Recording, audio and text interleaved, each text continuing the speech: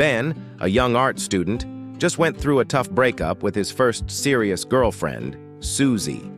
She's angry and emotional, even throwing things at him while he stands there silently, not knowing how to react. It's his final year in college, but he can't focus. He's heartbroken and confused, especially after seeing Susie flirting with another guy at lunch. His best friend Sean suggests getting a rebound girl to move on, but Ben doesn't trust his advice, especially since Sean has terrible luck with relationships.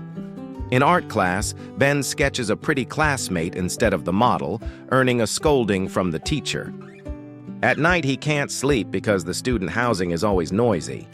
One night, he calls Susie, hoping to fix things, but she rejects him and mentions her new boyfriend. Still unable to sleep, he looks at old pictures of them but can't bring himself to throw them away. As the days pass, Ben develops insomnia. He tries many things to sleep, but nothing works. His mind keeps returning to Susie. One night at the grocery store, he sees a help wanted sign and decides to apply for the night shift. Though he spaces out during the interview, he still gets the job. At work, Ben meets Sharon, a kind and welcoming cashier. When she arrives late one night, their boss Jenkins yells at her and touches her inappropriately, which Ben notices.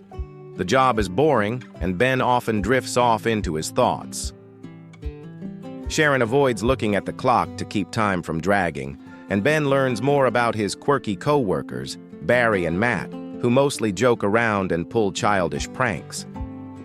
2 weeks into the job, Ben feels stuck in the same routine, so he starts imagining he can stop time.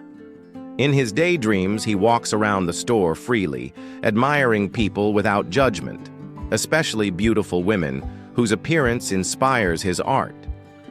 He remembers how his love for drawing began when he was a child and saw a foreign exchange student walking around his house nude. It sparked his fascination with the human form. One day, Sean visits Ben, and they talk about Susie again. Sean reminds him of the time they found adult magazines as kids, which introduced Ben to a more artistic way of looking at bodies. Sean also shares his habit of hooking up for fun, which he calls having a Natalie, named after a girl from their childhood who used to show boys her body for money. Back at work, Ben becomes more fond of Sharon and starts sharing food with her, wishing he could freeze moments with her forever. But he's crushed when Matt tells everyone he's taking Sharon out. Matt brags about what he hopes will happen on the date, and Ben walks away, thinking about his past crushes. His biggest one was Tanya, a classmate who disappeared after they planned their first kiss.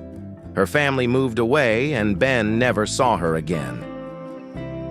Later, while playing chess with Sean, Ben continues to lose, which shows he's still emotionally off. Sean encourages him not to give up on Sharon just yet. At work, Matt lies to everyone about what happened on his date with Sharon. But when Ben later talks to her, she says it was just a movie outing and nothing romantic. She's still single, as her last boyfriend moved away. They bond over their dreams and college life, and Ben walks her home, but their kiss ends up being a shy peck on the cheek. The next day, Jenkins comes to work injured from a soccer game they all played and lost badly. He announces he's throwing a birthday party, and Sharon asks Ben to be her date. Jenkins also wants a dancer at the party and asks Ben to find one. Ben and Sean go to a strip club and meet a dancer. Ben imagines what Sharon would look like in that role, showing how much he's thinking about her. Though he still has insomnia, Ben doesn't think about Susie much anymore. During work, he fantasizes about freezing time and painting Sharon over and over again. The night before the party, Sharon kisses him, and this moment finally gives Ben peace. He sleeps soundly for the first time in weeks. The next day, Ben gets a call from a gallery saying they're interested in his art. Excited, he tells everyone, unaware it's just another prank from Matt and Barry. At night at the party, Ben goes with Sharon. Sean brings a new date, who turns out to be Natalie, the girl from their childhood. Later, Jenkins tries to hit on Sharon, even force-feeding her popcorn, which she spits back at him.